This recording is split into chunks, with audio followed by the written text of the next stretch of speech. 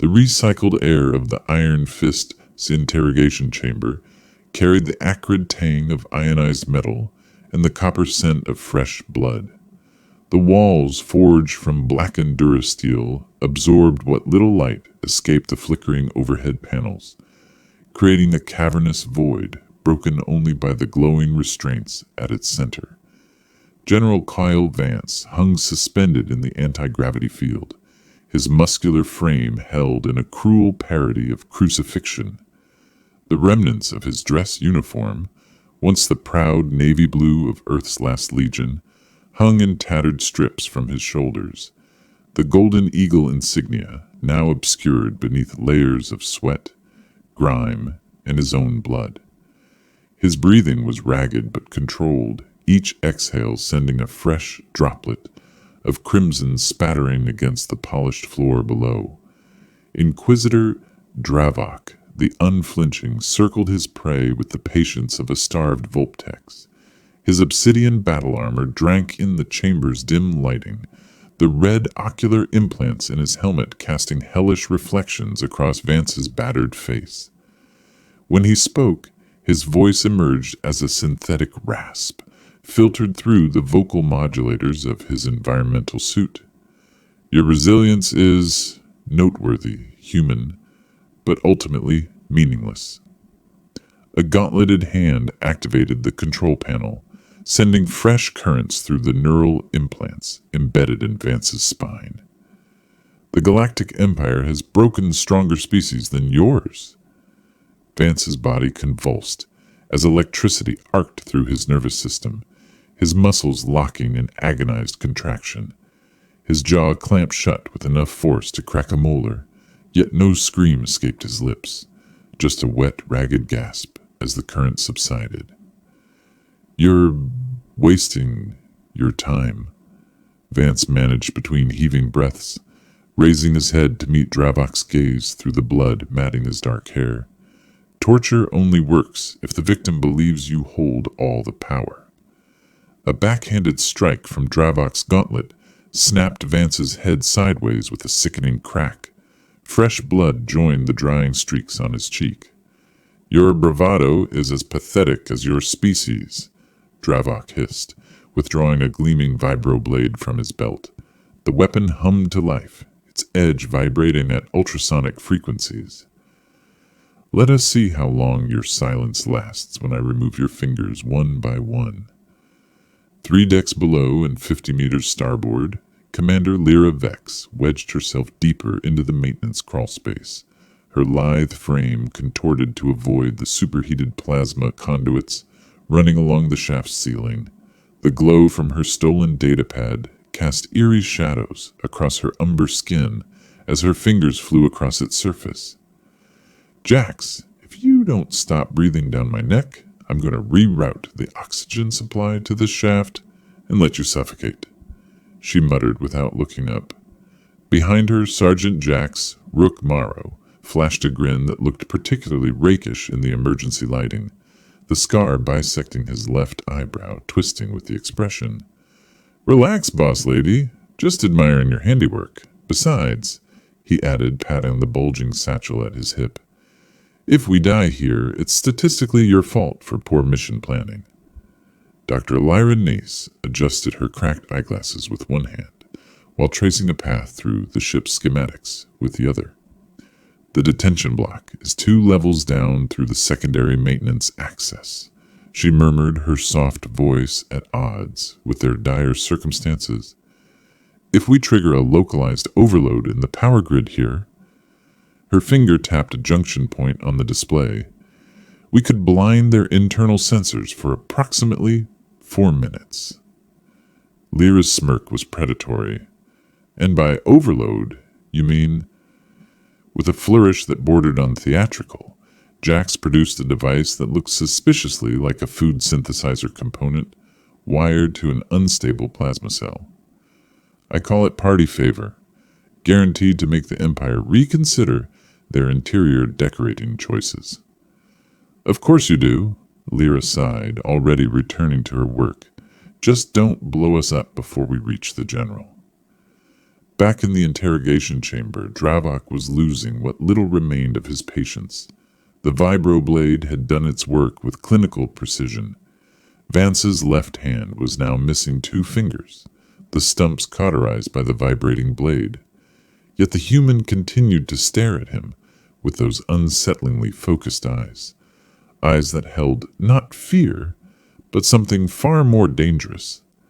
Understanding. "You're afraid," Vance rasped, his voice hoarse from suppressed screams. Dravok's grip on the blade tightened.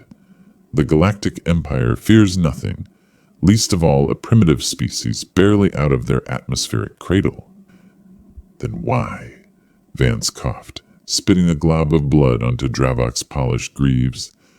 "Are you still asking questions instead of just killing me?" For the first time in the interrogation, Dravok hesitated. That infinitesimal pause told Vance everything he needed to know. With a snarl of rage, the Inquisitor raised the neural whip for the final time. "You wish for death, then receive your reward for insolence." The last thing Cale Vance knew was white-hot agony as his nervous system burned itself to ash. Then nothing. The corpse disposal unit was a sterile, windowless chamber, deep in the ship's service decks. Automated drones moved with mechanical efficiency between rows of sealed body pods, preparing them for eventual ejection into the void. Pod number 447-09 contained the remains of General Cale Vance, his body bearing the brutal evidence of his final interrogation. The drones had already injected the preservation fluids, scanned his remains for any residual intelligence value, and logged him for processing. Then the bioscanner flickered, a pulse, then another. Inside the pod, the nanites embedded in Vance's bone marrow received their activation signal. They began their work with terrifying efficiency, knitting shattered tissue, repairing ruptured organs, jump-starting a heart that had been still for 37 minutes. General Cale Vance's eyes flew open in the darkness, his first breath a ragged gasp that fogged the inside of the pod's viewing pane. And in that moment, the Galactic Empire made its worst mistake. It had failed to make sure he stayed dead. The Persephone's medbay hummed with frantic energy, the air thick with the sharp scent of sterilization gel and ionized metal. Commander Lyra Vex's fingers danced across the holographic display, her dark eyes scanning the erratic biometrics flashing in crimson. Sweat beaded along her temples, her usual composure fraying at the edges. His neural patterns are stabilizing, but the synaptic rebuild is all wrong. It's like his brain's rewriting itself on the fly. Dr. Elira Nice adjusted her cracked glasses, leaning closer to the monitor. Human neuroplasticity shouldn't allow for this. The trauma alone should've, would've, didn't. Jax interrupted, perched on a supply crate with a half-disassembled plasma pistol in his hands. "Face it, Doc, the boss is too damn stubborn to die properly." His grin was sharp, but his knuckles were white around the weapon's grip. A guttural gasp cut through the room. On the med table, General Cale Vance's body arched off the surface, his veins glowing an eerie blue under his skin as the nanites finished their work. His eyes flew open, wide, unseeing, before he slammed back down with a snarl, his hand snapping up to grip Lyra's wrist. "Dravok," he rasped, his voice raw. Lyra didn't flinch. Still licking his wounds on the iron fist, "We pulled you out before they could dump your body." Vance's grip tightened. "How long?" 37 minutes, Lyra said softly. Silence. Then Vance laughed. It was a broken, jagged sound, but it filled the medbay with something darker than relief. "They'll regret that." He sat up, ignoring the protests of his newly knit muscles, and ripped the monitoring pads from his chest. Status report. Now. Jax tossed Vance a fresh uniform. "Empire's broadcasting your execution on loop. Morale boost for them, terror campaign for the colonies." "Good," Vance said, shrugging into the fabric. Means they don't know I'm back. Lyra pulled up a hologram of the Iron Fist. They've locked down the sector, but their scans won't catch the Persephone. Not with the stealth mods I've added. Mods? Vance raised a brow. Stolen Imperial tech, Jax clarified. She turned their own dampeners against them. Poetic, really. Elira bit her lip. General, your resurrection proves Project Phoenix works, but we don't know the long-term effects. Your cells are still... I'll worry about that after Dravok's dead, Vance interrupted. He tapped the hologram, rotating the ship schematic. They'll expect a direct assault, so we hit them where they're soft. And where's that? Jax asked. Vance's smile was all teeth. Their pride. The Iron Fist. Its comms array was a sprawling nest of relays and transmitters, lightly guarded. After all, who would sabotage a flagship from inside its own systems? Lyra's answer came in the form of a spliced access code and a virus uploaded through a maintenance port. Loops ready? She murmured, her fingers flying across the keypad. Once I trigger this, every screen on the ship will show exactly what we want. Jax, crouched beside her with a stolen guard's uniform, checked his stolen sidearm. Remind me why I'm the bait again? Because you're irritating, Lyra said sweetly. Fair? A klaxon blared as the virus took hold. Across the Iron Fist, displays flickered, then changed. Vance's face filled every screen. Attention, Imperial crew, the recording said, his voice dripping with cold amusement. You were told I was dead, but here's the thing about humans. The video cut to security footage of Vance sitting up on the morgue slab.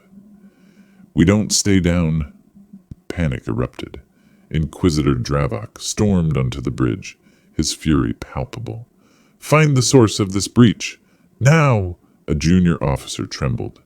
Sir, the human signal is coming from...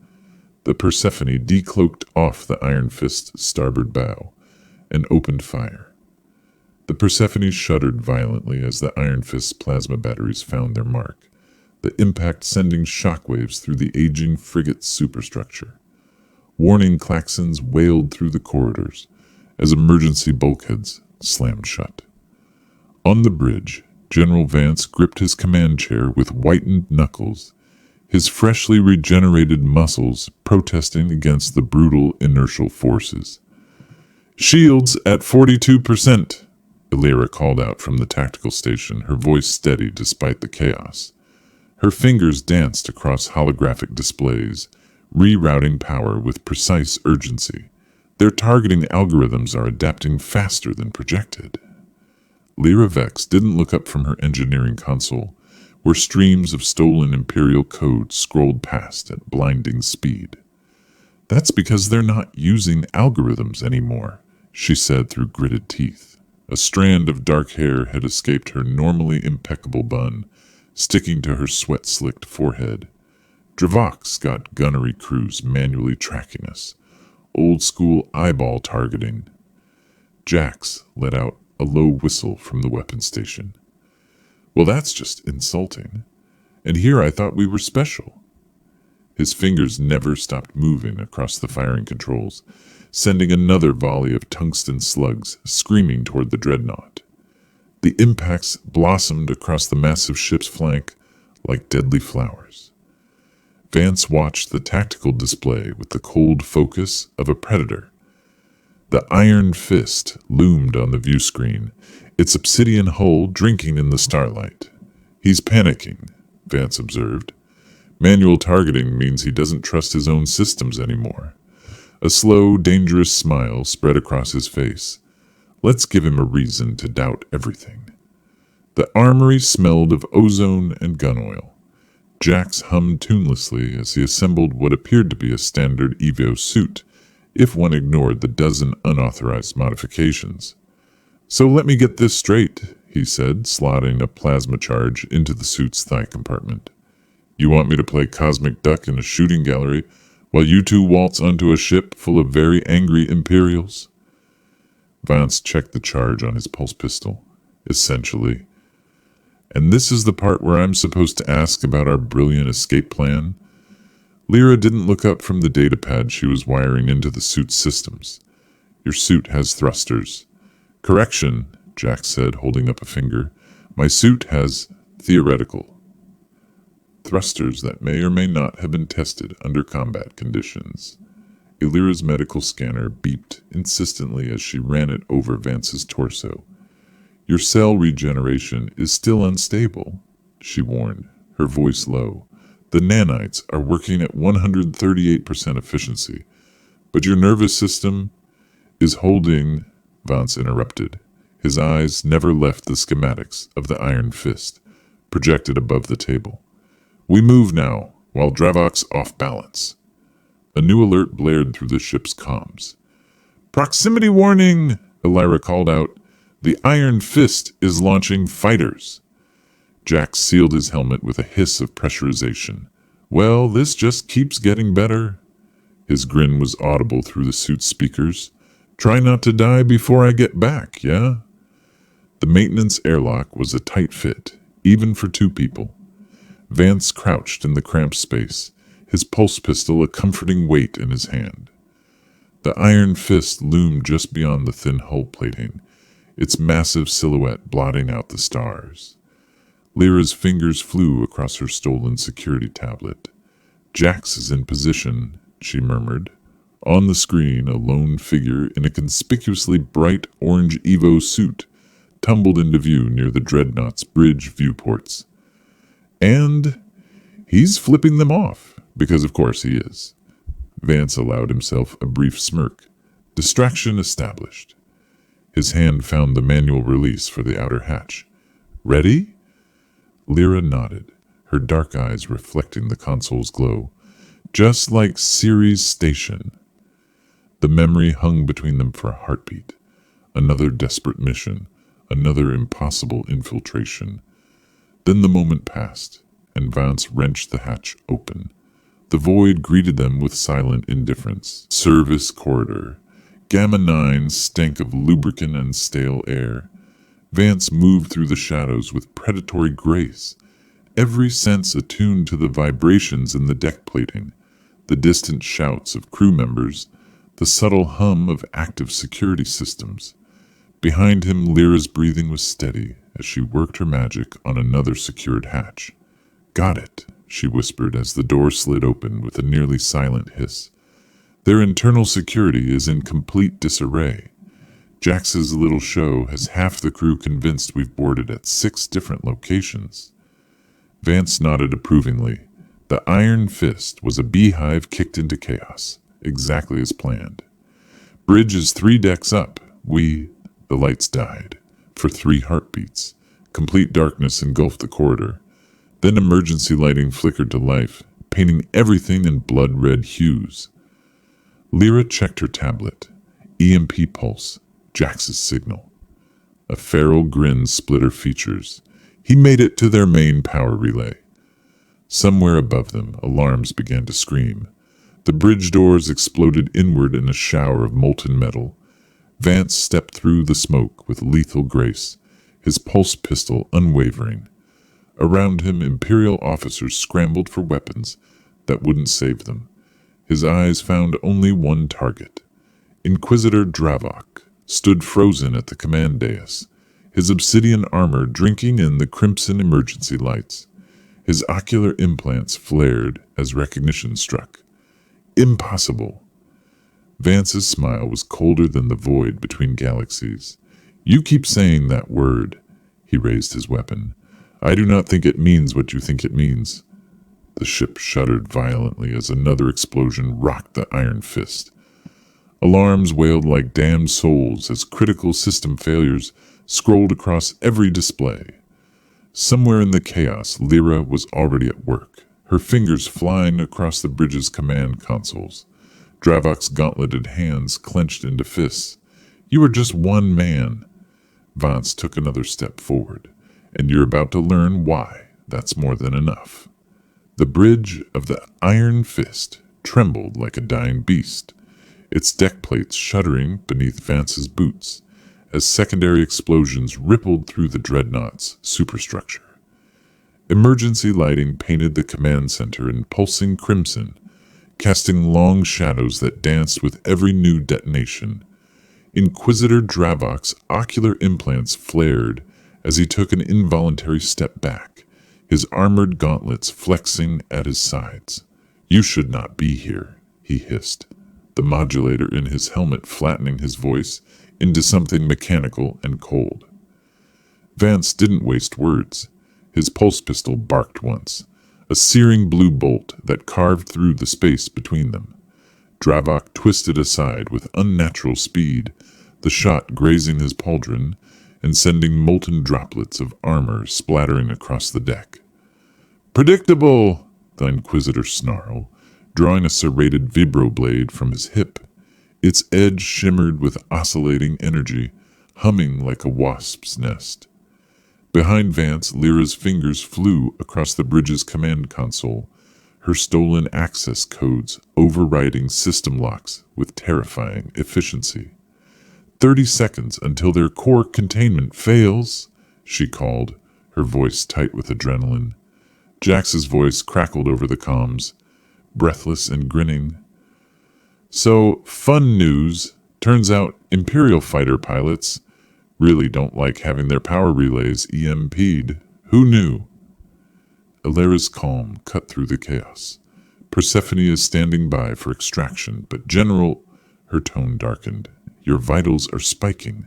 The nanites are destabilizing." Vance ignored the warning. His entire world had narrowed to the armored monster before him. Dravok struck first, his vibroblade lashing out in a shimmering arc. Vance barely dodged, feeling the weapon's wake part the air centimeters from his throat. He retaliated with a brutal elbow to the Inquisitor's helmet, the impact sending a shockwave of pain up his arm. But Dravok barely staggered. "You are nothing!" the Inquisitor spat, driving a knee into Vance's ribs. Bone cracked. Nanites flared blue beneath his skin as they rushed to repair the damage. "A primitive, with delusions of grandeur." Vance spat blood and grinned. "And yet you're the one bleeding." A glance at the deck confirmed it. Thick black fluid oozed from Dravok's damaged pauldron. Not oil, not coolant. Blood. The revelation sent a jolt through Vance. The Empire's elite weren't machines. They bled. They could die. Lyra's voice cut through the realization. 15 seconds! We need to go... now! Vance feinted left, then drove his combat knife upward, into the seam of Dravok's chest plate. The blade bit deep, eliciting a wet, staticky gasp from the Inquisitor. "You!" Dravok staggered, one clawed hand grasping at the hilt protruding from his armor. "You dare!" Later, in the Wandering Star's cramped mess hall, Ravi poured generous measures of something that smelled suspiciously like pre-war scotch. "To stupid plans," he toasted. "To stupider enemies," Sarah countered, knocking back her drink in one go. Mira clinked her glass against Jax's. "To winning." Vance sipped his drink, savoring the burn. Outside the viewport, the stars stretched endlessly ahead. Ravi nudged him. "So, what now?" Vance swirled the amber liquid in his glass. "Now," he said softly, "we make sure the Empire never forgets what happened here today."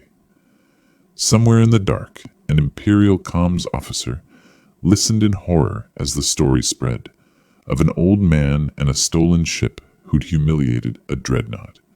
The message was clear.